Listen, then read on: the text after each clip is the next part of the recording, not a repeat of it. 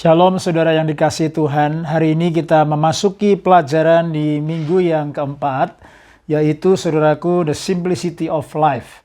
Saudara, IDT ini adalah sebuah pelajaran dan sebuah training yang sangat penting untuk kita benar-benar hidupi, kita alami, karena ini mengajar kepada saya dan saudara untuk reordering our inner life. Dan hari ini, mari siapkan hati untuk mempelajari The Simplicity of Life. Ada 4 bagian, yaitu kita mempelajari the simplicity of our pace, of our priorities, our possessions, and purpose. Nah, saudara bisa lihat scripture foundation-nya dari Matius 6 ayat 19 sampai 34. Saudara bisa baca di rumah ya, go through this passage. Ini ayat yang sangat bagus sekali. Kita akan skip, saudaraku. Kita lihat, saudaraku, pelajaran hari ini The Simplicity of Life, lihat halaman 67 ya di workbook saudara. Saudara siapkan workbook saudara ya. Kita lihat review daripada pelajaran minggu yang lalu. Minggu lalu kita sudah belajar tentang the singleness of heart ya. Apa itu the singleness of heart all about? Yang pertama catat ya saudara ya. Kita belajar sudah tentang single treasure. Apa itu single treasure? Kita belajar storing up treasure in heaven. Ya, menaruh harta kita di surga kepada eternal saudara ya. Lalu yang kedua kita belajar single eye. Ya, mata kita menjadi mata yang sehat. Apa itu? Focusing on one thing that truly matters, which is the kingdom of God. Cara pandang kita tidak distracted dengan banyak hal, tetapi benar-benar kita memiliki single eye, fokus yang satu ya, to one thing that truly matters. Yang ketiga kita sudah belajar tentang single master. Apa itu? Serving God alone, not money. Nah, kita sudah belajar tentang the singleness of heart, dan saya berdoa biar dalam minggu-minggu ke depan ini kita benar-benar saudaraku bisa diteguhkan, kita bisa mengalami bahwa kita mau benar memiliki hati yang utuh. Saudara, we discovered, saudaraku, that Jesus membagi kehidupan kekristenan itu ada 3 kategori. Apa saja? Yang pertama kita sudah belajar, yaitu worldly minded Christian. Worldly minded Christian itu adalah orang yang pikirannya duniawi, carnal minded. Ya, orang-orang yang berpikir hanya kepada temporal, kepada fisikal, pekerjaan, keuangan, dolar, penampilan, dan lain sebagainya. Lalu yang kedua, kita sudah belajar, yaitu ada yang namanya double-minded Christians. Double-minded Christian adalah orang yang memiliki double love in the single heart. Orang yang masih suka dengan dunia, tetapi dia juga cinta Tuhan, saudara. Nah, orang ini, saudaraku, dikatakan adalah orang yang committed Christian. Orang ini committed kepada Tuhan, committed kepada gereja, bahkan committed kepada pelayanan tertentu, tetapi tetapi hatinya masih memiliki double love. Sorry.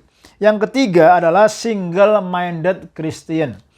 Single-minded Christian adalah orang, saudaraku, anak Tuhan yang cara pandangnya itu sudah single-minded.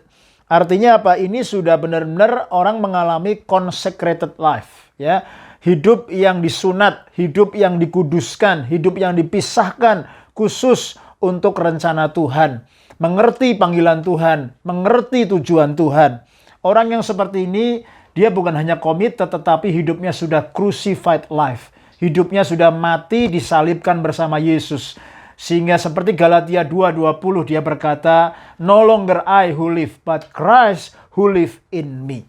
Nah, bagaimanakah dengan kita? Apakah kita masih carnal ya, atau worldly minded Christian, atau kita maybe saudaraku double love minded Christian atau committed Christian? Atau kita sudah mau menjadi dan sedang belajar menjadi orang yang single-minded, yang consecrated atau crucified Christian. Nah, saudara, who are the double-minded Christians? Siapa itu orang-orang yang double-minded? They are, saudaraku, yang double-minded itu, yang pertama, they have double love in their single heart. Orang ini mendua hati, saudara ya. Orang ini, saudaraku, masih memiliki, saudaraku, cinta akan dunia dan juga cinta akan Tuhan. Double love, saudara. Nah, lalu yang kedua di sini dikatakan they pursue fatal attraction. Ternyata saudaraku, fatal attraction bukan hanya kepada lawan jenis, tetapi juga kepada hal-hal yang lahiriah.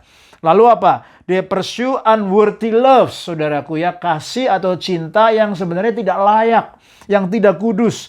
Lalu apalagi? They pursue sinful pleasure. Wah, ternyata kenikmatan-kenikmatan dosa begitu menggoda. Keinginan mata, keinginan daging, keangkuhan hidup, mereka masih kejar dan hidupi. Lalu dia pursue hoard possession, saudaraku ya. Dia mengakumulasi banyak possession, saudara. Lalu dia pursue, saudaraku, banyak perkara duniawi dan juga live a committed Christian life. Ya, jadi orang ini mendua hati. Seperti saudaraku yang Yeremia 2 pada waktu pelajaran saudaraku yang kedua ya, kita sudah mempelajari bahwa orang-orang seperti ini meninggalkan Tuhan. Dia sudah far away dari Tuhan. Tetapi dia masih, saudaraku, melakukan kegiatan agamawi dia. Dalam mulutnya dia memuji Tuhan, tapi hatinya sudah begitu menjauh. Ya, dia running on empty. Oke, kita lihat how do we become single-minded Christian. Bagaimana kalau saya dan saudara mau menjadi orang-orang yang single-minded Christian, sehingga hidup kita consecrated only for God's kingdom, only for God's purpose, saudaraku ya. Sehingga kita benar-benar menyadari bahwa hidup kita bukannya aku lagi, tetapi Kristus yang hidup dan memimpin hidup saya. Saudara, ada 5 langkah praktis ya. Yang pertama, stop running after worthless thing. Ya, stop running after emptiness. Ya, kita berhenti mengejar hal yang sia-sia. Kita berhenti mengejar kesia-siaan atau kekosongan hidup, karena di luar Kristus semuanya itu adalah worthless atau sia-sia. Yang kedua, stop running on empty. Ya, kalau kita berlari, saudaraku, berjalan dengan kelelahan, tidak ada lagi hadirat Tuhan, saudaraku, maka hidup kita akan menjadi sia-sia. Lalu yang ketiga, kita akan mengalami shifting, saudaraku ya, perspektif kita shifting from temporal to eternal, dari hal-hal yang temporary kepada hal kekekalan. Lalu yang keempat, shifting of pursuit, saudaraku ya, pencarian kita, apa yang kita kejar itu shifting dari material kepada spiritual. Kalau dulu, saudaraku, kita mungkin duniawi, ya kita mengejar, kita mengkalkulasi semuanya dengan dolar. Tetapi kita mau belajar memiliki sebuah shifting dalam sebuah pursuit kita, pencarian kita. Kita mulai mengejar kerajaan Allah, kehendak Allah, bahkan segala kebenarannya.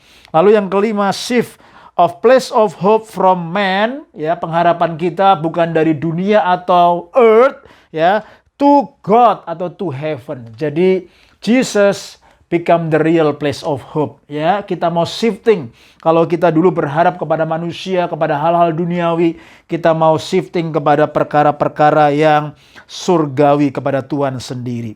Seperti yang Mazmur 73 ajar kepada kita di pelajaran yang pertama.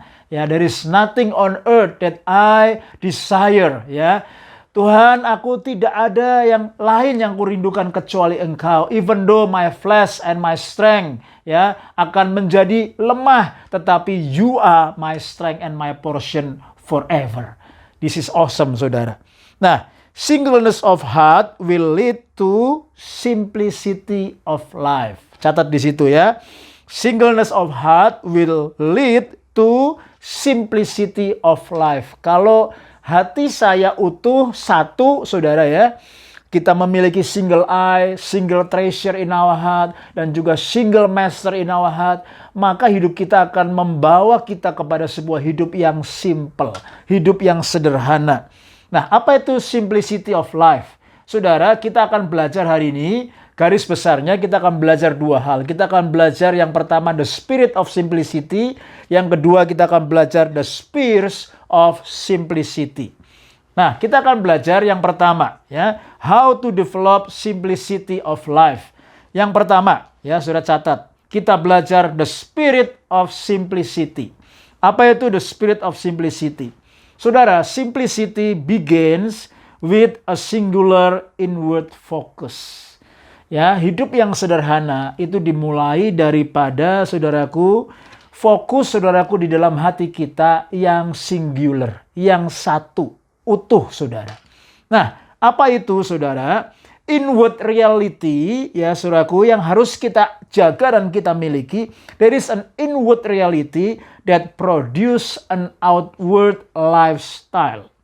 Jadi ada sebuah kehidupan yang di dalam kita, our inward reality, itu firm, itu anchor, saudaraku, dalam sebuah jangkar yang kokoh, sehingga, saudaraku, our inward reality akan produce, saudaraku, outward lifestyle. Sehingga kita punya sebuah kerinduan, sehingga kita punya sebuah purpose, cuma satu dalam hidup kita, yaitu untuk mengejar kerajaan Allah. Mari baca bersama-sama. Matius 6 ayat 33.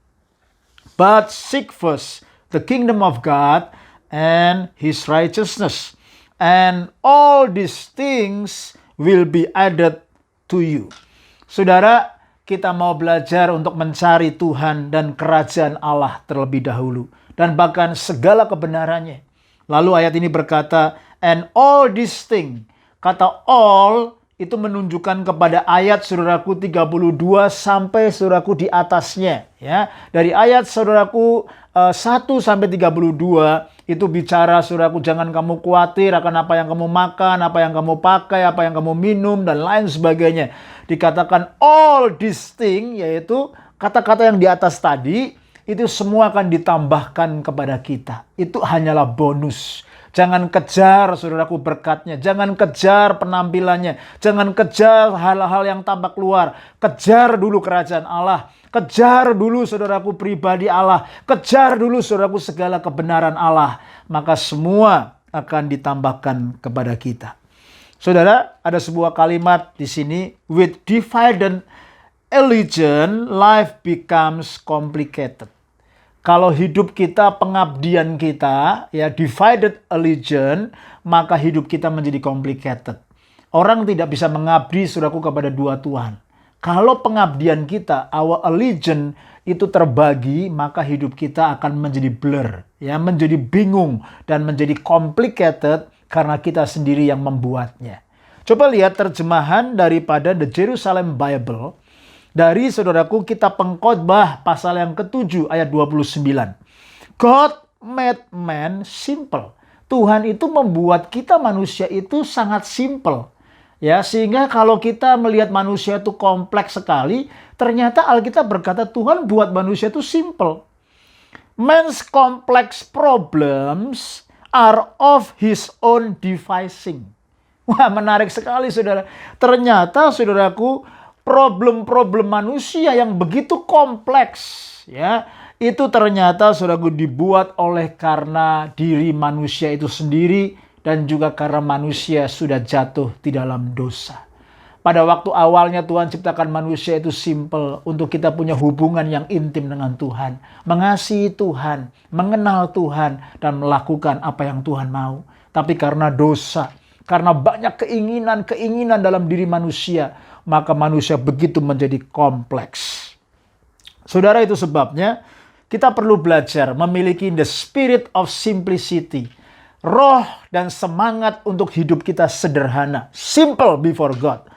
Apa itu? The spirit of simplicity requires a, catat ya saudaraku, singleness heart. Ya, the spirit of simplicity requires a singleness heart. Atau in another word, undivided heart. Hati yang utuh, hati yang tidak terbagi.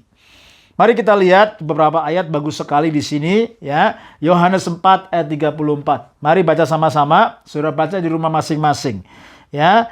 My food, said Jesus, is to do the will of him who sent me and to finish his work. Ini perkataan siapa, saudara?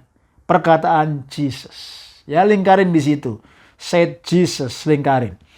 Highlight, saudaraku, dengan stabilo saudara. My food, ya, makananku, kata Tuhan Yesus. Itu adalah apa? Lingkarin di situ. To do the will of him who sent me and to finish his work. Ternyata Tuhan Yesus memiliki sebuah makanan. Kalau kita nggak makan, tubuh kita lemes. Ya, Yesus, saudaraku, dia tahu makananku selama dia di dunia ini, yaitu melakukan kehendak Bapa yang mengutus aku dan menyelesaikan pekerjaannya. Wow, Tuhan Yesus memiliki, saudaraku, singleness of heart. Tuhan Yesus memiliki undivided heart. Dia memiliki sebuah fokus, sebuah tujuan yang jelas. Hidupnya begitu simpel ketika dia ada di muka bumi ini. Tetapi dia mengenapi kehendak Allah. Karena itu adalah makanan Tuhan Yesus. Yang kedua, the psalmist ya di dalam Mazmur 27 ayat keempat. Mari baca sama-sama. 2, 3. One thing I ask of the Lord. This is what I seek, that I may dwell in the house of the Lord all the days of my life, to gaze upon the beauty of the Lord and to seek Him in His temple. Saudara lingkarin atau highlight saudaraku kata one thing. Ya, one thing I ask of the Lord. How many things that you ask of the Lord right now? Banyak sekali yang kita minta saudara. Ya, tetapi Daud as the psalmist, sebagai pemazmur, dia berkata, satu hal ini yang aku minta kepada Tuhan. Apa yang dia minta saudaraku? Dia berkata supaya aku diam di rumah Tuhan sepanjang umur hidupku, menikmati bait-Mu dan menyaksikan segala kemurahan-Mu. Wow, this is awesome saudara. Pernahkah kita berdoa seperti Daud? One thing Lord that I ask. Saudara, mari kita memiliki hidup yang simple, dimulai dengan sebuah the spirit of simplicity. Lalu kita lihat saudaraku, Tuhan Yesus juga berkata dalam Lukas 10 ayat 42. Sama-sama baca ya. But only one thing is needed. Ya, hanya satu yang diperlukan. Mary has chosen what is better, and it will not be taken away from her. Ini kalimat Tuhan Yesus lagi. Hanya satu hal yang perlu. Yaitu saudaraku di sini kita lihat kontras. Ada Maria yang duduk di kaki Tuhan, mendengarkan suara Tuhan. Dan Maria saudaraku sudah memilih yang terbaik dan itu tidak akan diambil daripadanya. Itu adalah perkataan Tuhan Yesus. Lalu kita lihat apa yang dikatakan Rasul Paulus. Rasul Paulus dalam Filipi 3 ayat 13. Sama-sama kita baca 2-3. Brothers, I do not consider myself yet to have taken hold of it. But one thing I do. Apa saudaraku? Forgetting what is behind and straining forward what is ahead. Ini adalah doa saudaraku dan tekad daripada Rasul Paulus. Dia melakukan satu hal ini yang kulakukan. Melupakan apa yang di belakangku dan berlari-lari kepada apa yang di depanku, yaitu panggilan surgawi. Saudara, hari-hari ini apa yang kita kejar? Apa yang menjadi kondisi hati kita? Mari kita membangun sebuah the spirit of simplicity. Saudara, kita melihat saudara, hari-hari ini ada sebuah dosa, ada sebuah kutukan bagi generasi ini. Kalau saudara membaca buku saudaraku yang judulnya Celebration of Discipline. Ya, Celebration of Discipline ditulis oleh seorang hamba Tuhan yang bernama Richard Foster. Dia berkata saudaraku begini, superficiality is the curse of this generation. Superficiality is the curse of this age. Hari-hari ini, zaman now ini saudara, ada sebuah kutuk yaitu namanya superficiality. Orang saudaraku hanya superficial, hanya di permukaan saja saudara. Sehingga banyak orang melakukan rituals, banyak orang melakukan religion, but without relationship. Orang gak punya hubungan saudaraku sama agama atau sama ritual yang dia lakukan. Ya, lalu apa saudaraku? Orang-orang melakukan hanya diligence saudaraku, but without devotion. Orang bisa rajin ke gereja, bisa rajin melayani, tapi hidupnya tidak menyembah Tuhan. Sehingga akhirnya banyak orang terjebak saudaraku. Dia bisa melakukan duty saudaraku, tetapi without delights. Dia bisa melakukan tugas tetapi tidak ada sukacita. Orang-orang seperti ini saudaraku, dia bisa melakukan action tetapi without authenticity. Itu sebabnya mari kita jujur dengan hati kita. Milikilah sebuah kehidupan saudaraku yang simple. One thing, itu apa artinya? One thing itu bicara kita memiliki sebuah fokus, clarity. Kita memiliki clarity, fokus dalam apa yang kita lihat dalam hati kita. Single eye, single heart, single treasure, single master. Dan kita memiliki single minded. Dan kita Tuhan dipercayakan Tuhan untuk benar-benar mengasihi Tuhan. Undivided heart. Tidak terbagi kasih kita dan fokus kita kepada Tuhan.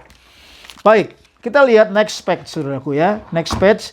Inward reality result in change of outward lifestyle. Ya, inward reality result in change of outward lifestyle. Saudara, di sini dikatakan the outward lifestyle without the inward reality will result in legalism. Catat itu, saudara. Apa itu legalism? Gak ada grace. Ya, without grace. Semuanya hanya aturan demi aturan. Karena apa? Mengejarnya tampak luar tanpa reality inner life-nya dibangun. Yang kedua, the inward reality without the outward lifestyle will lack authenticity. Ada orang yang berkata yang penting hati lah, yang penting hati benar. Tetapi saudaraku tidak pernah ada outward lifestyle yang kelihatan, maka akan lack authenticity. Saudara, John Wesley lifestyle itu saudaraku apa? John Wesley lifestyle, dia menerima gaji saudaraku pada waktu itu saudaraku 30 pounds. Nah, pada waktu zamannya John Wesley hidup 30 pound itu cukup besar. Ya, tapi dia spend uang itu untuk biaya hidupnya itu hanya 28 pounds. Sejarah mencatat dia memberikan saudaraku 2 pounds to give away.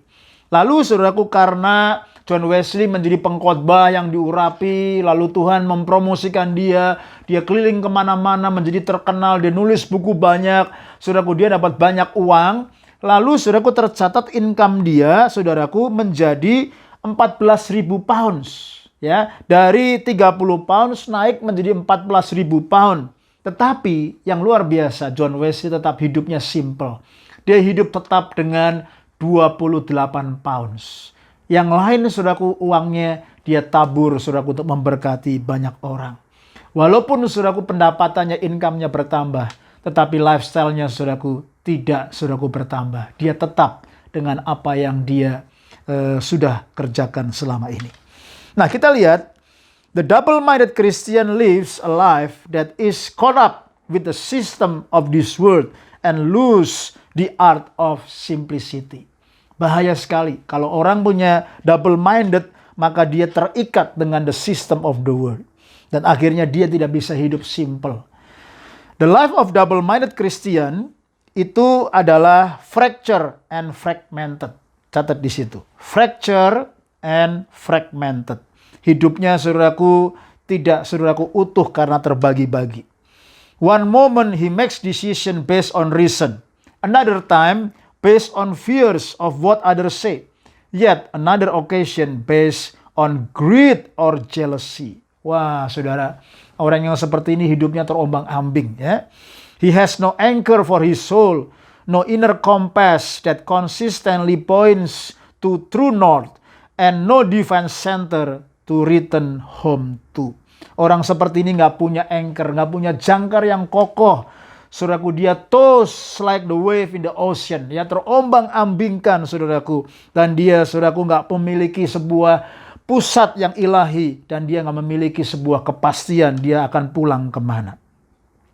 Beware of the subtle power of things in our life. Saudara, akhirnya orang seperti ini, luxuries once enjoy become a necessity. Artinya hal-hal luxury yang kita nikmati, saudaraku, lama-lama akan menjadi sebuah necessity, akan menjadi sebuah needs, bahkan kadang-kadang menjadi sebuah compulsory. Nah, contohnya apa? Example of luxuries which has now become necessities. Apa, saudara? Wah, banyak sekali. Mobile phone, ya. Saudaraku, dulu saya ingat pada waktu saya kecil, remaja, saudaraku pemuda, saya nggak punya mobile phone. Oke-oke aja hidup saya, ya. Saudaraku, begitu saya university, saudaraku sudah mulai keluar handphone tuh. Dulu masih pager ya. Setelah saya university tingkat akhir, sudah kerja, saudaraku ada handphone yang gede sekali tuh, yang kayak batu bata ya saudara ya. Saudaraku, saya bawa kemana-mana kayak kotak pensil tuh.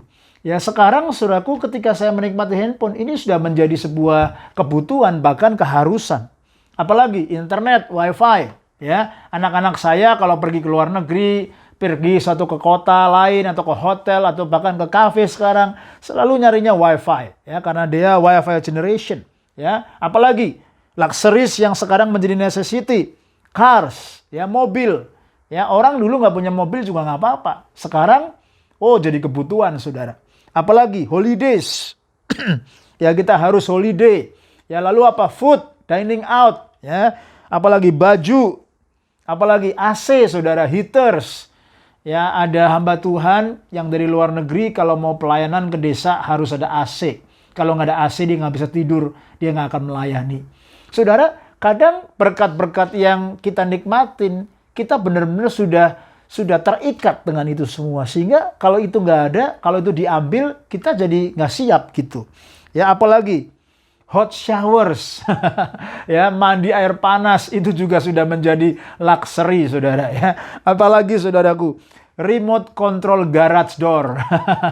Wah, kalau dulu saudara ya, orang masih keluar parkir mobilnya ngobrol sama tetangga. Sekarang enggak, pencet aja saudaraku, mobil masuk, pencet lagi, tutup.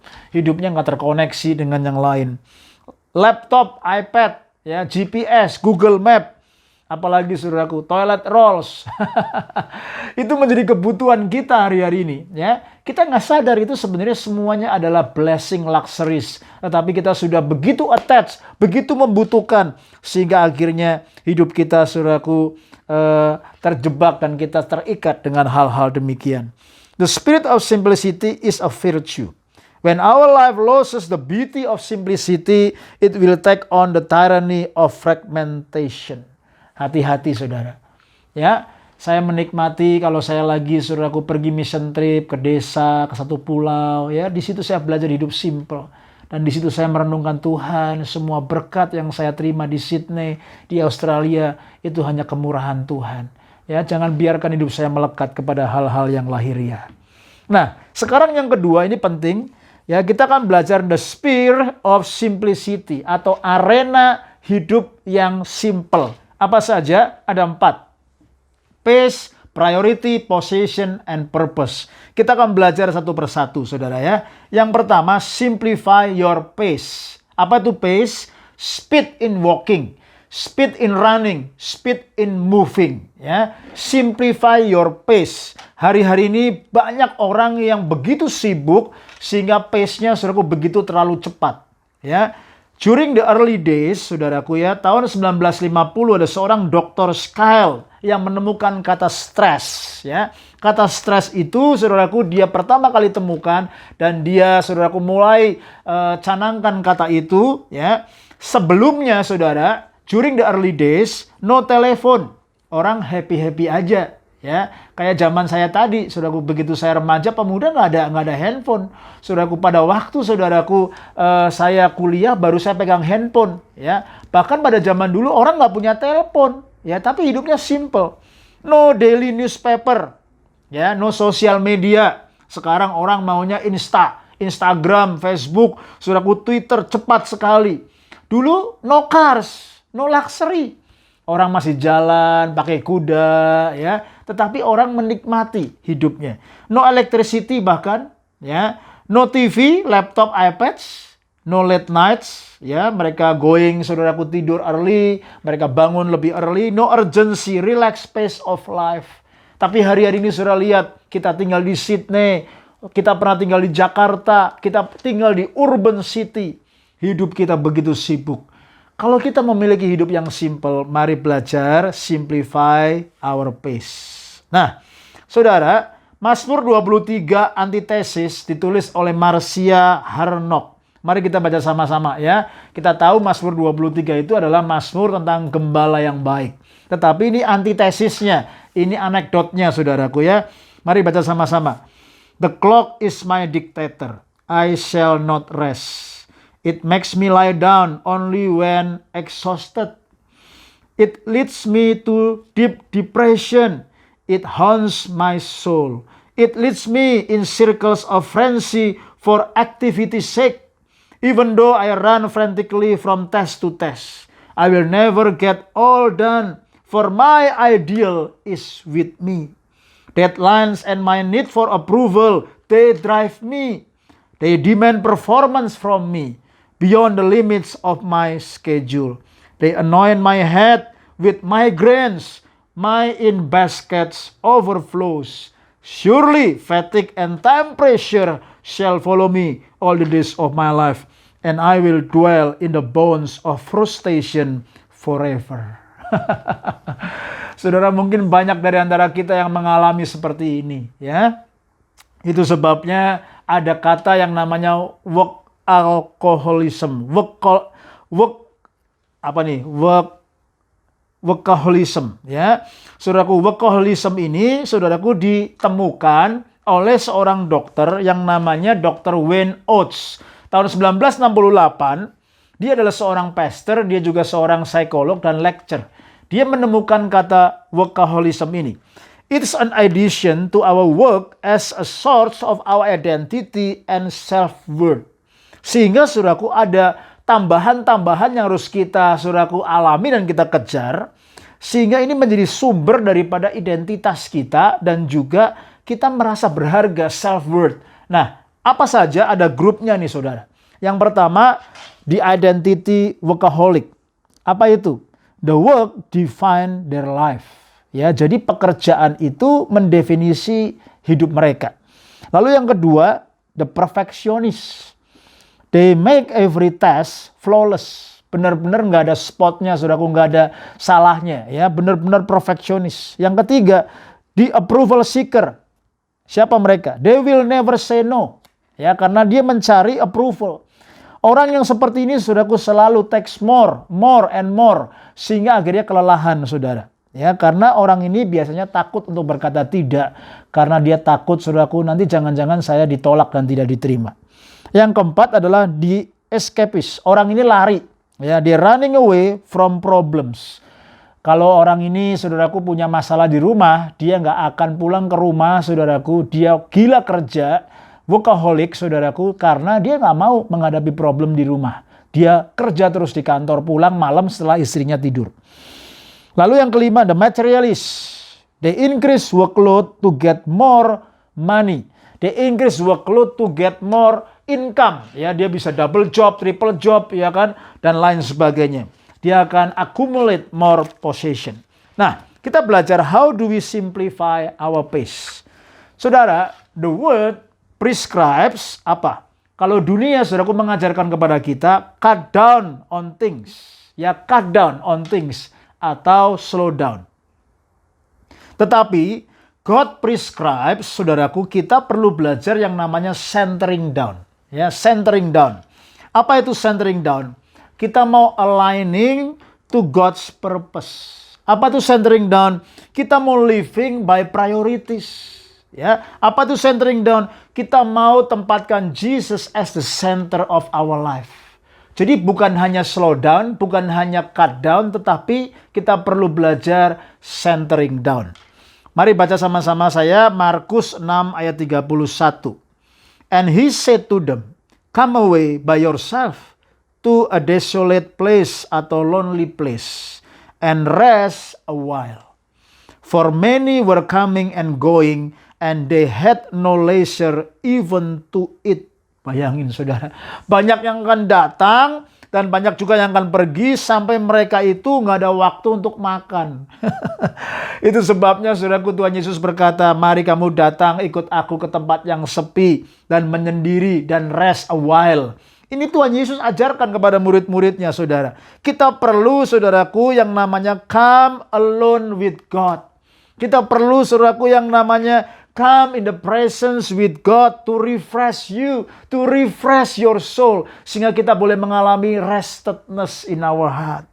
Kita perlu realign our purpose with Christ. Karena ketika kita realign our purpose with Christ, maka kita taruh Dia sebagai pusat dalam hidup kita. Kita biarkan pikiran kita, hati kita being occupied by God. Dan disitulah kita menerima kesegaran, kita menerima damai sejahtera. Nah, apa bedanya the difference between slowing down atau cutting down dengan centering down? Ya, kalau slow down itu cutting down, ya, potong-potong-potong, ya. Lalu kalau centering down itu menempatkan Jesus as the center, Jesus as the source. Dia adalah pusat, dia adalah sumber dalam kehidupan kita. Apa bedanya? Lihat, kalau cutting down itu deals with our busyness, ya, kita dealsnya dengan kesibukan, ya. Oh, kalau terlalu sibuk dipotong. Tetapi kalau centering down, kita deals with our lostness. Kenapa saya lost? Kenapa saya terhilang? Ya, kenapa saya nggak lagi memiliki sebuah tujuan dalam kehidupan saya? Kita perlu belajar jujur. Kalau cutting down itu question our capacity. Saya kayaknya nggak punya kapasitas sih di sini, yaudah saya potong. Tetapi kalau centering down, questions our confusion. Ya, kenapa saya confused? Apa sebenarnya yang saya cari? Ya. Lalu kalau cutting down offers us a consolation. Kalau centering down offers us a compass. Compass, saudaraku, inner compass, ya. Sama seperti kapal yang besar, dia akan lost in the middle of the sea, in the darkness of the sea, kalau dia nggak punya compass. Compass itu akan menunjukkan, ya, arah mana yang harus kita pergi dan kita tuju. Kalau cutting down itu fokus on reliefs, ya. Reliefs biasanya kita tidur, sleep, food, ya, holidays dan lain sebagainya, itu hanya untuk cari reliefs. Tapi kalau centering down, kita fokus on restedness. Bukan hanya relief, tapi restedness. Hati saya dan saudara benar-benar bisa rested in the presence of God. Kita tahu, kita secure, kita bisa beristirahat. Kalau cutting down, itu outward life. Ya, fokusnya kepada luar. Tetapi kalau centering down, inner life. Ya, manusia rohani kita dibaharui. Kalau cutting down, help us catch our breath. Ya, itu saudaraku kita mengejar, saudaraku, bagaimana kita bisa bernafas lagi. Tetapi saudaraku kalau centering down, help us recapture our vision. Gimana kita bisa recapture our vision. Gimana saudaraku kita bisa realign with God's vision, God's purpose in my life. Kalau cutting down blames the external environment. Ya. Dia menghakimi, dia menyalahkan bos, situasi, suami, istri, anak, mantu, pendeta, semua disalahin. Ya. Gue sibuk nih gara-gara manajer gue gak tahu diri. Gue sibuk nih karena suami gue nih gak tanggung jawab dan lain sebagainya. Biasanya seperti itu. Tapi kalau centering down, dia examines, dia menguji, dia jujur. Dan dia melihat apa sih the inner roots, ya. Akar-akar dalam hidup saya yang saya mesti beresin. Ya, kalau cutting down, it's all about creating margins, ya. Orang bisa punya strategi, orang bisa bikin margin dan lain sebagainya, itu bagus. Tetapi kalau centering down, it's all about cultivating anchor, ya. Anchor kita, saudaraku, di-cultivate lagi. Apa yang menjadi anchor for your soul, saudara, ya. Itu sebabnya ketika kita tahu, kita cultivating our anchor, kita sense God's calling, kita walk in God's purpose, maka saudaraku kita akan melakukan perkara-perkara yang ilahi, yang rohani, dan yang kekal. Nah, kalau cutting down seeks to add Jesus to our crowded schedule. Ya, kita coba masukkan, tambahkan Tuhan Yesus di tengah-tengah schedule kita yang begitu sibuk. Ya, kita tambahin oikos, tambahin kebaktian, tambahin IDT. Tetapi, saudaraku, kalau centering down, kita anchor Jesus as Lord of all our schedule. Jadi Jesus itu menjadi anchor. Jesus itu menjadi center. Semuanya kita centering down ke Jesus. Kalau saya bekerja, saya berbisnis, saya melayani, saya parenting, saya menjadi gembala, saya menjadi papa, saya menjadi suami, semuanya fokusnya kepada Tuhan Yesus. Ini luar biasa, saudara, ya. Seorang hamba Tuhan bernama Thomas Kelly, dia mengajarkan sebuah prinsip, saudaraku, yang namanya Vacare Deo. Vacare Deo ini, saudaraku, adalah vacation with God. Ya, kita sudah pernah belajar yang namanya Coram Deo. Ya, Coram Deo itu, saudaraku, sit in the presence of God, walk in the presence of God, face to face with God. Ya, Coram Deo, di hadapan hadirat Allah. Tetapi, saudaraku, Thomas Kelly menulis sebuah, saudaraku, buku yang bagus sekali, saudaraku, ya, Vacare Deo, artinya vacation with God. Ya, kita perlu berlibur, vacation with God. Kita benar-benar spend time with God only. Ya, kalau saudara punya sabat, saudara punya hari khusus, ya, saudara ambil waktu holiday, ambillah dan alami Vacare Deo. Artinya, saudaraku, kita benar-benar di-occupy by God's presence. Hidup kita disegarkan, sehingga ketika kita centering down, maka saudaraku di situ kita dipuaskan. Kita mengalami damai sejahtera, kita mengalami anugerah Tuhan, sehingga kita dikuatkan, disegarkan, mampu mengatasi hidup ini dan berjalan bersama dengan pengurapan dan hadirat Tuhan. Amin. Nah, yang kedua, bagaimana kita memiliki, saudaraku, simplicity di dalam our spirits, our arena dalam hidup kita. Yang kedua adalah simplify your priorities. Catat, ya. Simplify your priorities. Are you doing things constantly because they are urgent or important? Ya, things that are important are not necessarily urgent. Things that are urgent are not necessarily important. Ya, betul saudara. Ada hal-hal yang penting tapi sebenarnya itu belum mendesak. Tetapi juga saudara ada hal-hal yang mendesak tetapi sesungguhnya itu nggak penting. Contohnya tiba-tiba telepon, WA dan lain sebagainya. Belum tentu itu penting tapi urgent. Ya. Nah, hal-hal yang saudaraku priorities, things that are priorities are often important and not urgent. Jadi fokus kepada hal yang important. Fokus kepada hal yang penting, jangan sampai hal itu mendesak terlebih dahulu baru kita kerjakan. Contohnya kalau kita sedang belajar ya, biasanya assignment atau ujian kalau sudah mepet deadline baru kita kerjakan. Tapi jangan begitu saudara.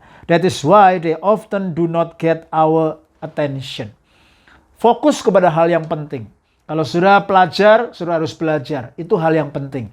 Kalau saudara sebagai suami ya, spend time sama istri, spend time sama anak, itu hal yang penting. Ya, maybe that's not urgent yet, tetapi itu adalah hal yang penting.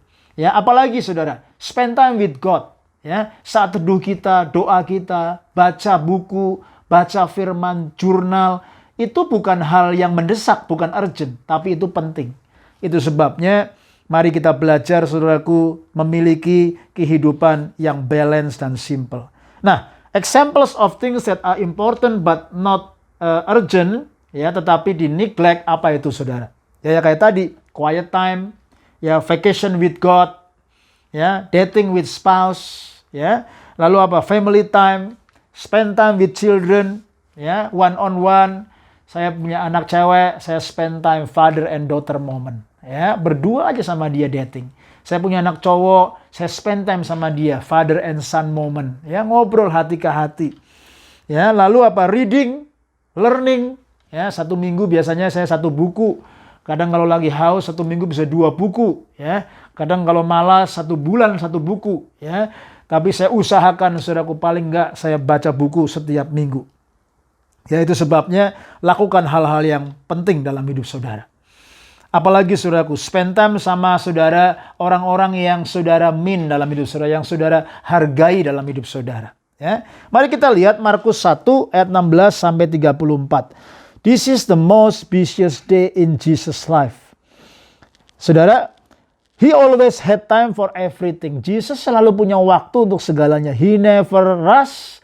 Lalu he lived with a clear sense of priorities based on the purpose of God.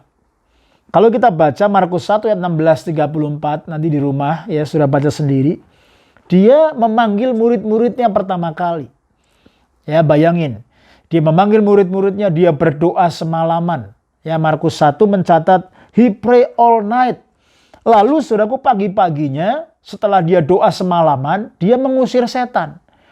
Saudara, pekerjaan pelayanan mengusir setan itu exhausted. Ya, saya pernah mengusir setan dari orang-orang, saya melayani camp, melayani champion gathering, melayani saudaraku retreat berkali-kali, udah puluhan saudara. Saya tengking orang, ngusir setan dan lain sebagainya. Apa yang terjadi saudaraku? Melelahkan. Yesus saudaraku mengusir setan-setan. Lalu dikatakan banyak orang datang minta disembuhkan. Lalu juga dia menyembuhkan mertua Petrus, saudaraku. Dia khotbah, saudaraku, di Galilea. Dia pagi-pagi bangun pagi-pagi.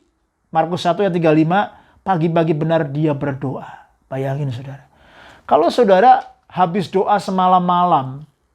Lalu pilih murid-murid. Lalu seharian sibuk sekali. Ya. Dan saudaraku, apa yang terjadi? Pasti kita mau saudaraku bangunnya agak siangan. Betul? Tapi Tuhan Yesus berkata ayat ini, ayat 35, dia bangun pagi-pagi benar. Berarti saudaraku, Yesus tahu hal yang penting dan dia saudaraku mempunyai prioritas yang luar biasa. Wow, mari teladani Tuhan Yesus. Matius 6 ayat 33 dikatakan, but seek first the kingdom of God and his righteousness, and all these things will be added to you. Saudara, lingkarin 2 kata di situ, seek, lalu yang kedua first. Apa itu seek? The word seek, saudaraku, mencari, itu sama ya, muncul kembali ketika Maria dan Yusuf, saudaraku, kehilangan Yesus. Ya, saudara masih ingat ketika Yesus masih kecil, umur 12 tahun, dia, saudaraku, jalan sama Maria dan Yusuf, lalu Tuhan Yesus mengajar di Bait Allah. Lalu Maria dan Yusuf setelah berjalan, saudaraku, 3 hari, baru dia sadar, loh, kemana Yesus ini? Kok nggak ada? Lalu di situ dikatakan, lalu Maria dan Yusuf mencari Yesus. Nah, kata mencari, seek, ini sama, ya. Kata dasarnya sama dengan yang Matius 6 ayat 33. Seek first. Apa artinya? Orang kalau kehilangan anak, saudara, dia pasti mencari dengan intensity. Dia pasti mencari dengan fokus. Dia pasti mencari dengan intentional. Dan dia pasti tidak mencari dengan berlambat-lambat. Betul, saudara? Nggak mungkin, saudara, ya, kalau saudara kehilangan anak, ya, ada jemaat yang lagi holiday, anaknya saudaraku hilang di mall. Wah, saudara, papa mamanya tinggalin semua, dia cari anaknya, dia teriak-teriak. Nggak mungkin, saudaraku, dia lihat, ada hot chocolate, mampir dulu deh sambil nyoklat. Enggak, saudara. Pasti dia drop everything, dia cari anaknya yang hilang itu. Nah, seek first itu muncul, saudaraku, kata yang intensity, very important, top priority. Ini menjadi sebuah fokus. Dan ini, saudaraku, nggak casual. Nggak kue sera-sera. Enggak. Itu sebabnya apakah yang kita cari hari-hari ini. Lalu yang kedua, kata first. Apa artinya first? First itu adalah bicara top priority. Ya, top priority, saudaraku. Ya, one thing. Yang tadi sudah kita pelajari. One thing. Top priority artinya preoccupied. Ya, preoccupied, saudara. Kita sudah dioccupy dulu pikiran kita. Kita taruh dulu pertama kali dalam hidup kita kerajaan Allah. Wow, itu sudah dipredominen, saudaraku, preoccupied. Kalau kita, saudaraku, dikuasai untuk pikiran Allah, perasaan Allah, kehendak Allah, maka hidup kita akan, saudaraku, menggenapi rencana Allah dan hidup kita akan simple, saudara. Nah, one key principle adalah mari belajar yang namanya plan neglect. Ya, tulis di situ. Plan neglect. Apa itu plan neglect? Kita mau belajar di situ yang namanya live by priorities. Hidup kita ditentukan dengan prioritas yang benar. Ya, lalu kita manage our energy, our resources dengan benar. Ya, kalau weekend, saudaraku, saya belajar plan neglect. Walaupun rumah kotor, biarin. Ya, walaupun ada sosmed, saudaraku, luar biasa, saya biarin. Saya neglect untuk hal-hal yang buat saya tidak penting. Sehingga saya atur prioritas saya yang baik. Kalau, saudaraku, saya hari Minggu mau khotbah, saudaraku, 2 kali, 3 kali. Kalau saya ke Indonesia, saya pernah hari Minggu khotbah 9 kali. Saudara, saya tahu hari Sabtunya saya harus tidur sebelum jam 10 malam. Saya pernah, saudaraku, Sabtu di Indonesia tidur sampai jam 12, jam 1. Karena ketemu hamba Tuhan, ketemu teman, ketemu alumni. Besok paginya saya khotbah 7 kali. Saudaraku, saya exhausted. Dan setelah pulang, saudaraku, saya evaluasi Tuhan, saya bertobat. Artinya apa? Kita perlu belajar yang namanya plan neglect. Ada hal-hal yang perlu kita neglect dengan sengaja. Karena kita mau mengejar hal yang prioritas. Ya, anak saya sedang year 12. Ya, dia lagi sudah selesai HCC trials. Dia akan menghadapi HCC yang sesungguhnya.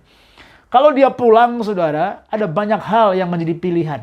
Dia pulang sampai rumah itu biasa kadang-kadang sudah jam 3:30 sore. Kadang-kadang kalau dia ada ekstrakurikuler, ada meeting, saudaraku ada training, saudaraku dan lain sebagainya. Pulang rumah bisa jam 5, kadang bisa jam 6. Dia sudah exhaust, sudah capek. Ada banyak pilihan.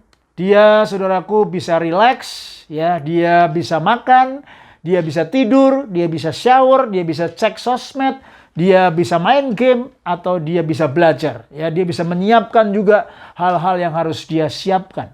Nah, saya lihat kadang anak saya belum bisa memilih prioritasnya. Sehingga ketika dia memilih untuk bermain, memilih untuk santai, memilih untuk tidur, dia bisa kebablasan, saudara. Sehingga hal yang penting bisa lupa dan bahkan bisa mepet baru dia kerjakan. Nah, kita perlu belajar plan neglect. Saya ajarin anak saya plan neglect. Yang tidak penting kamu neglect dulu, kerjakan yang penting. Ya, itu sebabnya kita belajar prioritize the 5 things that helps a Christian to grow spiritually. Apa saja? Yang pertama, catat di situ, private discipline, practice daily at home. Private discipline, practice daily at home. Ya, kita sudah belajar ada 4S disiplinnya. Apa itu? Yang pertama disiplin silence and solitude. Kita belajar berdiam diri di hadapan Tuhan. Ya, dalam beberapa minggu lagi kita akan belajar tentang hal ini. Lalu yang kedua disiplin study. Ya, study belajar akan firman, baca, renungkan, gali firman. Lalu yang ketiga disiplin of surrender. Kita belajar berserah setiap hari kepada Tuhan. Lalu yang keempat service, disiplin of service, melayani. Yang kedua, saudara, personal involvement in your local church. Personal involvement in your local church. Dalam hal attendance, ya, dalam hal saudaraku oikos, ya, small group, discipleship, dalam hal melayani. Karena personal involvement in the local church itu akan membantu kita bertumbuh secara kerohanian. Yang ketiga, practical teaching receive through active listening. Ya, practical teaching. Sehingga saudaraku ketika kita active listening, kita nggak pasif. Ya, biasakan saudara kalau mendengar pengajaran, mendengar khotbah, catat. Ya, saya belajar disiplin. Siapapun yang menyampaikan firman saya catat. Ya. Yang keempat, pivotal events, saudara. Pivotal events that are reflected upon and gain wisdom. Ya, pivotal, ya, pivotal atau pivotal nih ngomongnya, ya. Pivotal, ya. Artinya apa? Things happen in life, ya. Event-event yang terjadi dalam kehidupan kita dan Tuhan mau kita refleksi dan kita dapat hikmat. Contohnya ketika kita dipecat di pekerjaan. Contohnya ketika ada marriage crisis, ada orang yang akhirnya divorce, itu adalah pivotal event dalam hidup kita. Nah, banyak orang tidak reflect dan nggak dapat hikmat sehingga dia bisa mengulang hal yang sama. Nah, belajar di situ. Yang kelima adalah providential relationship. Providential relationship that must be valued and nurtured. Artinya, saudaraku, ini God's given relationship, ya, provided by God, providential relationship. Kita memiliki relationship above us, ya, dengan pastor, dengan leaders yang Tuhan percayakan, kita hargai itu. Ya, saya kalau ketemu dengan pastor, dengan mentor saya, bapak rohani saya hargai itu. Saya siapkan waktu, siapkan hati, siapkan pertanyaan. Dan saudaraku, saya punya juga our peers, ya, teman-teman dalam hidup saya, my inner circle dan juga anak-anak rohani, suami, istri, anak-anak, kita hargai itu, saudara. Ya. Oke. Yang ketiga sekarang, simplify your possessions. Ya, simplify your possessions. Yang pertama, simplify your pace. Yang kedua, simplify your priorities. Yang ketiga, simplify your possessions. Saudara, we must first declare war on materialism and covetousness. Ya, kita mau declare, saudaraku, war. Ya, kita nggak mau hidup dalam materialism, ya, materialism dan juga covetousness. Ya, covetousness itu tamak. Ya, kita mau always more and more. Ya, materialism itu duniawi. Ya, kita mengejar hal-hal yang material. Mari baca Matius 6 ayat 24. Ya, ini sudah kita baca pelajari dari minggu lalu. No one can serve two masters. Either he will hate one and love the other, or he will be devoted to the one and despise the other. You cannot serve both God and money. Kita nggak bisa melayani dua tuan. Ya, kita nggak bisa melayani Tuhan dan uang. Ingat, Yesus tidak pernah menyamakan dirinya dengan siapapun dan apapun kecuali dengan uang atau mamon. Apa itu mamon? Mamon itu adalah, saudaraku, dewa uang. Artinya ada spirit, ya, ada roh, spirit behind the money. Saudara, ternyata ada rohnya. Uang itu ada rohnya, ya. Sehingga kita bisa cinta akan uang, saudara. Nah, apa itu mamon, saudara? Kita, saudaraku, dikuasai oleh cinta akan uang, cinta akan dunia, cinta akan materialism, covetousness, ketamakan, maunya terus-menerus. Tidak bisa.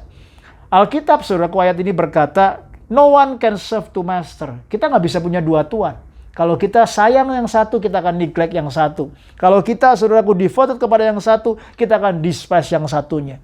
Itu sebabnya, mari hidup kita benar-benar truly menjadikan Yesus sebagai single treasure, single master in our heart. Amin. Nah, ketika kita memiliki simplicity in our possession, Tuhan menjadi satu-satunya harta dalam hidup kita, maka itu luar biasa sekali. Saudara, notice what money promise to offer us. Ini sama seperti apa yang Yesus juga promise to offer us. Ada security, ada freedom, ada status and power. Tuhan Yesus sudah memberikan janji-janji ini, tetapi uang juga menawarkan akan hal itu. Beware of it. Matthew 6:25-34 goes on to tell us the consequences of serving mammon. Apa itu, saudara? When mammon rules, ya, money can be a master in our life. When mammon rules, we are preoccupied with the anxiety of life. Catat itu. Kalau kita dikuasai atau membiarkan mammon menguasai hidup kita, maka pasti kita akan dikuasai pikiran kita dengan anxiety of life. Where mammon rules, things increase. Semuanya akan bertambah, ya. Termasuk akumulasi kita, position kita, berat badan kita, semuanya, saudara, ya. When things increase, life becomes complicated. Ya, dulunya nggak sakit diabetes, nggak sakit kolesterol, sekarang sakit sana sini, ya. Dulunya, saudaraku, nggak perlu punya macam-macam, sekarang harus punya ini itu, saudara. Akhirnya life becomes complicated. Ya, begitu kita punya investment, masalahnya muncul. Investment 1 nggak puas, punya investment 2, investment 3, dan seterusnya. Masalahnya muncul semakin banyak. The answer to our freedom is not poverty. Ya, artinya bukan kita poverty harus jadi miskin, bukan. But a lifestyle of simplicity and stewardship. Ya, catat itu. Lifestyle of simplicity and stewardship. Ingat, kita tidak perlu, saudaraku, terjebak, saudaraku, dengan poverty theology, atau ekstrem berikutnya adalah prosperity theology. Tetapi kita boleh mengalami providence theology, ya. Kita mengalami hidup kita disediakan oleh Allah dan kita hanyalah stewardship. Ya, apa itu stewardship? Stewardship itu percaya God is the owner. Semuanya itu adalah milik Tuhan.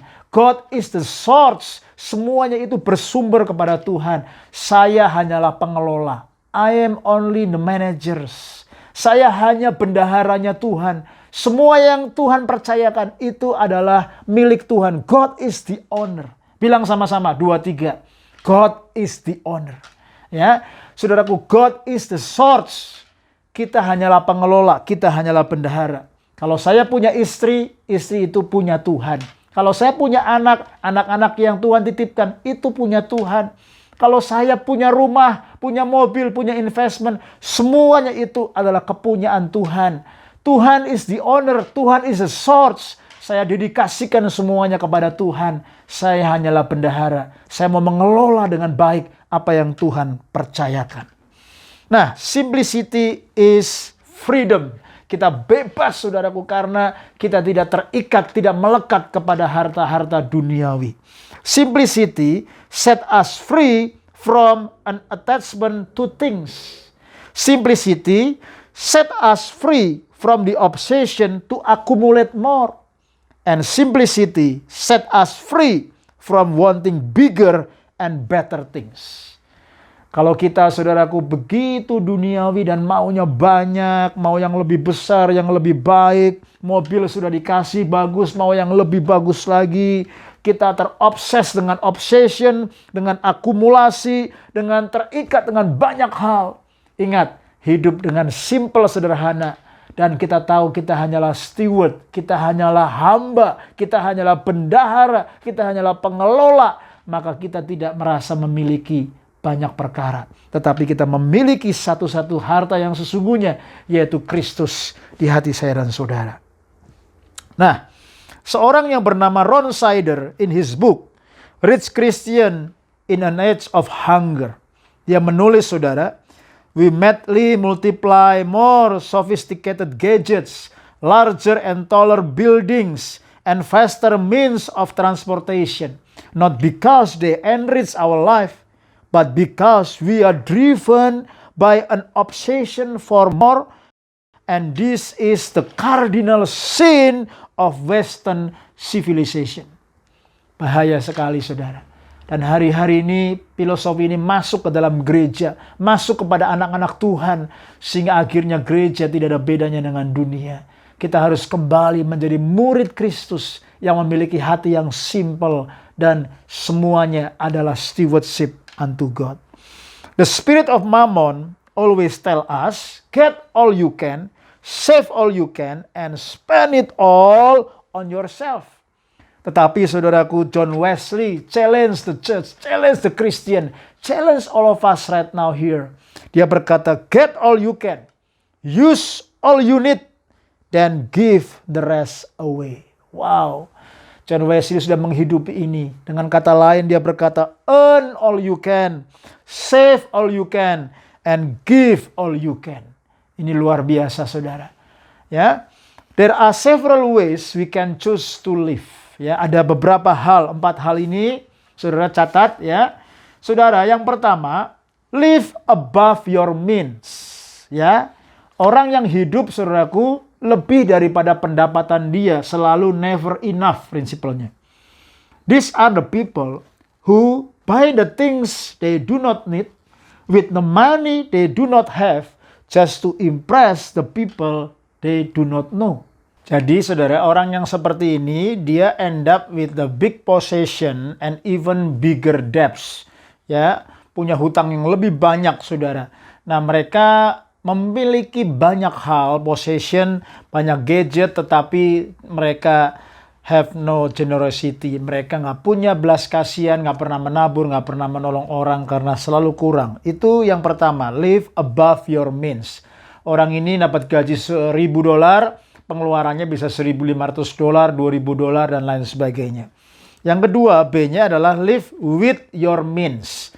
We spend all we have by the end of the month and wait eagerly for the next paycheck to arrive. Biasanya orang seperti ini wait for the week's paycheck, saudaraku ya. Dari paycheck ke paycheck, dia dapat gaji, dia dapat income 1 minggu, 1 bulan, dia habiskan. Ya, orang seperti ini filosofinya adalah eat, drink, and be merry for tomorrow we may die. Ya, diri makan, minum, foya-foya, enjoy life, saudara. Orang seperti ini really very stressful indeed. Ya. Yang ketiga adalah live within your means. Nah, orang seperti ini ya sudah memiliki sedikit wisdom, ya, with some degree of wisdom, and they still make sure that they have something left aside for a rainy day. They give thought to things like insurance and investment. Ya, dia sudah memiliki hikmah sedikit, mulai nabung sedikit kalau ada hujan dan badai dalam hidupnya, dan dia sudah mulai invest, memiliki insurance. Tetapi yang keempat ini yang paling penting, live below your means. Artinya apa, saudara? The man who is skilled in the spiritual discipline of simplicity comes to this point where even though they can well afford something, they chose to do without so that they may have more to share with others. Walaupun dia bisa, saudaraku, untuk membeli, memiliki banyak hal, tapi dia memilih untuk tidak berfoya-foya, supaya dia bisa menabung dan memberkati banyak orang. Orang seperti ini sudah belajar enough is enough. Artinya, saudaraku, mereka learn to be content and learn to be grateful. Ya, bilang sama-sama, content and grateful. Ya, artinya belajar cukup, belajar puas, dan belajar bersyukur, bersukacita. They are not driven to upgrade each time a new model arrive. They do not feel compelled to own the latest design or the newest gadget. Not because they cannot afford it, but because they don't need it. They have found a place of contentment in God. Dan saudaraku, saya sudah praktekkan dalam kehidupan saya. Juga saudaraku, sejak saya mahasiswa, bahkan lulus, saudaraku, kuliah, saya bekerja di perusahaan Jepang 1 tahun, lalu saya menyerahkan diri saya full melayani Tuhan. Dan sampai hari ini, saudaraku, saya mempraktekkan prinsip, saudaraku, mengatur keuangan dengan simple dan simplicity. Dan 3 tahun lalu ketika saya mengikuti program ini, pengajaran ini, saya kembali di-refresh, disegarkan, diteguhkan bahwa ada banyak perkara yang hari-hari ini saudaraku saya tidak lagi menjadi simple. Ada banyak attachment, ada banyak saudaraku confused, ada banyak saudaraku bahkan anxiety yang saya miliki. Dan Tuhan saudaraku sedang memurnikan hati saya. Dan saya percaya saudara juga sedang dimurnikan oleh Tuhan. Supaya hati kita belajar simple dan sederhana. Oke, saudara, kita lihat key to simplifying your lifestyle. Saudara, kita akan melihat ada beberapa hal praktis yang bisa kita lakukan untuk simplifying our lifestyle. Yang pertama, buy for usefulness rather than prestige.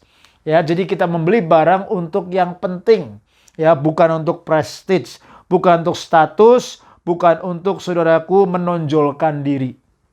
Contohnya membeli mobile phone, membeli mobil karena kita memang butuh untuk kebutuhan dan kepentingan yang esensi, bukan terjebak kepada aksesoris. Saya punya handphone, saudaraku, ini bukan merek yang terbaru dan terhebat, tapi mereknya merek Cina, Realme, ya. Yang penting bisa dipakai, ya. Mobil juga yang penting bisa dipakai, ya. Kadang kita terjebak untuk prestige, tetapi orang yang belajar simple life tidak perlu hal demikian.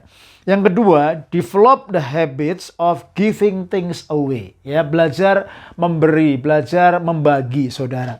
Clean up your wardrobes, ya, clean up your garage, clean up your storage, clean up your shelf. Kita akan menemukan banyak saudaraku harta karun di sana, ya. Barang-barang yang mungkin kita sudah nggak pakai atau sudah saudaraku kita nggak butuhkan, kita bisa memberkati orang lain, ya. Somebody junk become somebody treasure. Dan saya percaya saudara semua bisa memberkati banyak orang, ya. Declutter your things. Yang ketiga, beware of modern advertising. Saudaraku, modern advertising hari-hari ini ada di mana-mana, di TV, lagi nonton YouTube, iklan, di Facebook, di Instagram, di mana-mana. Semua orang membombardir kita untuk membeli sesuatu. Tetapi beware kepada materialism dan convertism, saudaraku, supaya kita, saudaraku, tidak terjebak kepada ketamakan dan cinta akan dunia. Yang keempat, stop impulsive buying, saudara, ya. Doesn't mean, saudaraku, kita harus membeli hal-hal yang murah, bahkan hal-hal yang sale. Kadang ketika saya lihat ini sale kok, ini sale, kita pikir karena sale kita beli. Ternyata belum tentu kita butuh, ya. Jadi stop impulsive buying. Yang kelima, eat sensible and sensitively, ya. Jadi kalau makan juga mesti sensible dan sensitively, ya. Kalau saya lagi pesta makanan banyak, saya mesti ukur dulu, ya. Yang mana yang perlu saya makan dulu, masuk semua nggak ke perut saya, supaya saya nggak kedagingan. Saudaraku, biar kita consume less, kita diet, kita fasting, ya. Kita lose weight, supaya tubuh kita menjadi sehat, karena tubuh kita adalah bait Allah. Yang keenam, enjoy things without having to own them. Ya, kita bisa menikmati tanpa memiliki barang tersebut. Ini namanya karunia menikmati, saudara. Ya, saya menikmati tinggal di rumah yang bagus, yang mewah. Ya, ketika saya pergi ke New York, ya, ketika saya pergi ke Vancouver, ketika saya ada di Jakarta, saya menikmati rumah yang harganya millions dollars, saudara. Dan saya menikmati fasilitas yang bagus, mobil yang bagus, rumah yang bagus, makanan yang bagus berkelimpahan, tanpa saya harus memilikinya, ya. Kita bisa nikmatin itu. Yang ketujuh, enjoy God created nature. It's free, ya. Saudara bisa bushwalking. Saya tiap hari jalan ke Lake Paramata 1 jam, ya. Kadang 1,5 jam, kadang setengah jam, tergantung waktu kesibukan. Saudaraku pergi ke beach walk, ya. Saudaraku take fresh air, itu free, dan kita menikmati kebaikan Tuhan. Kita bisa merasakan kebaikan dan luar biasa Tuhan memberkati hidup kita. Yang kedelapan, develop a biblical financial plans, ya. A biblical financial plan would include the following elements. Yang pertama, tithe, ya. Saudaraku, memberi perpuluhan itu sebenarnya bukan memberi, tapi mengembalikan yang menjadi haknya Tuhan. Sebenarnya 100% uang kita itu milik Tuhan. Tetapi Tuhan hanya minta 10% sebagai bukti dan tanda bahwa saudaraku kita komit dan kita sadar sepenuhnya bahwa seluruh blessing yang Tuhan percayakan itu pun milik kepunyaan Tuhan. 10% kita kembalikan untuk rumah Tuhan di mana kita bertumbuh supaya ada makanan. Lalu saudaraku untuk offering, ya kita menabur saudaraku ya, persembahan. Saudaraku, persembahan untuk gedung, persembahan untuk orang miskin, persembahan untuk misi dan lain sebagainya. Lalu family, ya, orang tua, kakak adik yang mungkin membutuhkan. Lalu generosity fund, ya. Mungkin ada orang yang ulang tahun, ya, atau mungkin pemimpinmu ulang tahun sudah punya generosity fund, ya, memberkati orang ikut conference, membelikan buku buat orang, belikan dia kopi, ya, memberkati orang. Lalu insurance, ya, ada life, health insurance, car insurance dan lain sebagainya. Lalu investment, ya. Kita perlu invest, saudaraku, kita perlu bijak dengan baik dan juga cash saving 3 sampai 6 bulan liquidity, ya. Kalau ada hal-hal yang terjadi di kemudian hari yang kita nggak tahan, kita semua sudah menyiapkan cash buffernya. Nah, saudara, belajar dari orang-orang Yahudi, kebanyakan orang Yahudi menerapkan prinsip 10, 10, 10, 70. Apa itu? Kalau kita dapat income, 10% yang pertama itu kita kasih tithing untuk rumah Tuhan. Kita kembalikan untuk rumah Tuhan, ya. Lalu 10% yang kedua adalah untuk saudaraku generosity fund, ya. Generosity fund itu untuk offering, menabur, ya, membantu orang miskin, ya. Kita siapkan budget 10% dari income. Lalu 10% yang ketiga adalah untuk future living, untuk saving, saudara, ya. Saudaraku, kita di Australia ada superannuation, ya, kita juga punya saving account supaya saudaraku kita mempersiapkan masa depan. Lalu 70% itu untuk living expenses. Ini yang dinamakan live below your means, ya. Kita dapat 100%, kita hidup hanya 70%. Bahkan ada beberapa orang, bahkan kami sendiri, saya mempraktekkan, saya nggak hidup, saudaraku, living expenses saya 70%. Bahkan bisa 60%, bahkan 50%. Ya. Hidup kita sederhana, simple, kita perbanyak tabungan, kita perbanyak, saudaraku, untuk memberkati, kita banyak, saudaraku, untuk investment. Dan saya percaya ketika kita hidup bijaksana, kita menerapkan, saudaraku, yang namanya biblical financial plan, kita simple, kita tempatkan Kristus di pusat, dan dia adalah sumber, dia adalah the owner, kita hanyalah bendahara, kita hanyalah stewardship, maka saudaraku Tuhan melihat hati kita dan Tuhan pasti akan memberkatinya. Yang keempat sekarang, tadi kita sudah belajar simplify, yang pertama your pace. Yang kedua, simplify your priorities. Yang ketiga, simplify your possession. Yang keempat adalah simplify your purpose. Your purpose. Saudara, the prevailing feelings of a drifter, saudara, perasaan-perasaan dari orang, saudaraku, yang nggak punya purpose, yang nggak punya visi, yang hidupnya, saudaraku, blur, yang hidupnya ala kadarnya. Saudara, apa yang terjadi? Yang pertama, perasaan mereka begini. My life is without a passion. Nothing excites me to jump out of bed. Kalau bangun pagi, saudaraku, dia nggak punya motivasi untuk bangun. Karena dia nggak punya semangat hidup. Yang kedua, my life has no purpose. I have no sense of destiny. Orang seperti ini dia nggak punya tujuan. Dia nggak punya arah, saudaraku, dalam hidupnya. Yang ketiga, my life is directionless. I have no goals in life. Dia nggak punya goals, dia nggak punya target, dia nggak punya direction yang jelas. Sehingga yang keempat, my life is without a calling. I have no sense of vital contribution in life. Orang seperti ini, saudaraku, sedih sekali. Dia nggak merasa hidupnya itu bisa berkontribusi apa-apa. Sehingga dia nggak tahu ada panggilan yang lebih besar daripada dirinya. Ingat, Tuhan memanggil diri kita. God have a calling, a purpose in our life. Orang yang seperti ini merasakan yang kelima, my life is a routine and in a rut. No sense of freshness and creativity. Orang ini bored, ya. Sehingga akhirnya boring. Banyak orang, saudaraku, yang akhirnya bunuh diri karena dia nggak memiliki purpose yang jelas, saudara. Itu sebabnya yang keempat, simplify your purpose. Kita perlu, saudaraku, repositioning, saudaraku, with God. Kita perlu realign with God. Kita perlu, saudaraku, retrain our focus, our purpose. Dan kita perlu reorder kembali, saudaraku, our inner world, our purpose in this world, saudara. Ya, saudara, perhatikan Matius 6 ayat 33. Ini menjadi sebuah gambaran orang yang live with purpose and live with passion, saudara. Orang yang hidup dalam tujuan dan semangat. Ya, mari baca sama-sama. But seek first the kingdom of God and His righteousness, and all these things will be added to you. Saya berdoa biarkan kita sungguh memiliki sebuah tujuan hidup yang jelas untuk mencari kerajaan Allah dan segala kebenarannya, bukan yang lain. Saudara, konklusinya malam ini, our hearts need to be tutored in contentment. Biarkan hidup saya dan saudara belajar memiliki rasa cukup, ya, rasa puas, dan kita bisa learn to be content and learn to be grateful. Saudara, be simple and be content. Ya, kita belajar simple and content malam ini. Yang kedua, let your purpose be true. Ya, tujuan hidup kita menjadi benar. Yang ketiga, let your priorities be clear.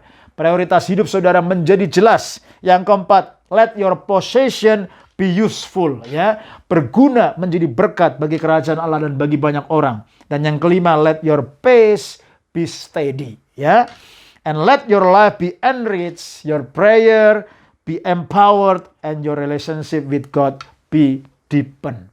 Kita punya hubungan yang diperdalam dan hidup doa kita di empower karena kita benar mengasihi Tuhan dan mencari Dia, dan hidup kita diperkaya karena saudaraku kita menemukan tujuan hidup kita hanya di dalam Kristus. Saudara, we consume less so that we may have more to share with others. Ya, George MacDonald said, to have what we want is riches, but to do without is power. Ya, saya percaya ini sebuah makna yang dalam sekali. G.K. Chesterton berkata, there are two ways to get enough. Yang pertama, one is to accumulate more and more.